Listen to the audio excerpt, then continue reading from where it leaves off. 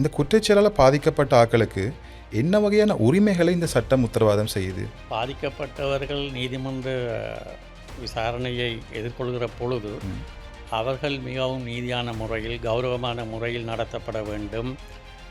அதே போல் பாதிக்கப்பட்டவர்களுக்கு உரிய தகுந்த நிவாரணம் நிவாரணத்தை பெற்றுக்கொள்வதற்கான உரிமை, அந்த உரிமை என்பது 4 விதத்தில் கூறப்படுகிறது. அதாவது அது இழப்பீடாக இருக்கலாம், அல்லது தேவையான நஷ்டஈட்டை செலுத்துவதாக இருக்கலாம், இத்தகைய ஊறு அவருக்கு ஏற்படுத்தப்பட்டது அல்லது பொருளுக்கு புகழுக்கு ஏற்படுத்தப்படக்கூடிய இழப்பு, அவற்றை எங்கன ஈடுகட்டுவது, இவையெல்லாம் அந்த உரிமைக்குள் அடங்குகின்றன. அவற்றை பெற்றுக்கொள்வதற்கான உரிமை பாதிக்கப்பட்டவருக்கு உண்டு.